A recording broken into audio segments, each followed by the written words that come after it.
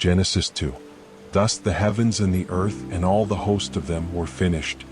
And on the seventh day Elohim ended his work which he had done, and he rested on the seventh day from all his work which he had done.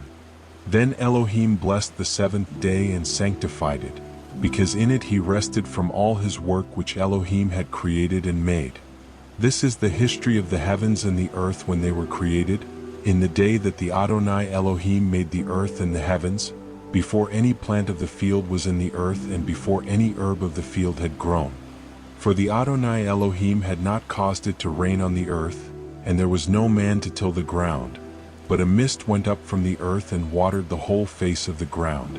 And the Adonai Elohim formed man of the dust of the ground, and breathed into his nostrils the breath of life, and man became a living being. The Adonai Elohim planted a garden eastward in Eden, and there he put the man whom he had formed.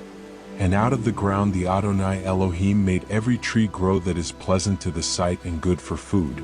The tree of life was also in the midst of the garden, and the tree of the knowledge of good and evil.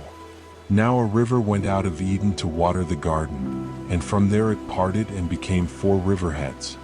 The name of the first is Pishon. It is the one which skirts the whole land of Havilah, where there is gold. And the gold of that land is good. Bdellium and the onyx stone are there. The name of the second river is Gihon.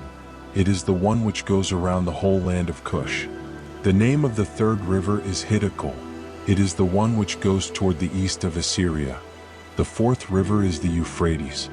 Then the Adonai Elohim took the man and put him in the Garden of Eden to tend and keep it.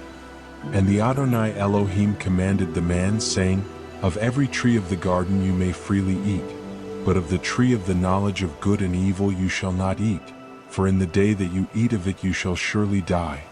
And the Adonai Elohim said, It is not good that man should be alone. I will make him a helper comparable to him. Out of the ground the Adonai Elohim formed every beast of the field and every bird of the air, and brought them to Adam to see what he would call them. And whatever Adam called each living creature, that was its name. So Adam gave names to all cattle, to the birds of the air, and to every beast of the field. But for Adam there was not found a helper comparable to him. And the Adonai Elohim caused a deep sleep to fall on Adam, and he slept. And he took one of his ribs and closed up the flesh in its place.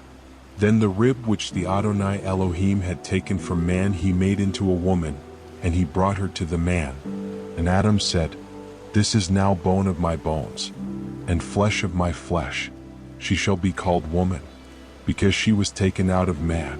Therefore a man shall leave his father and mother and be joined to his wife, and they shall become one flesh.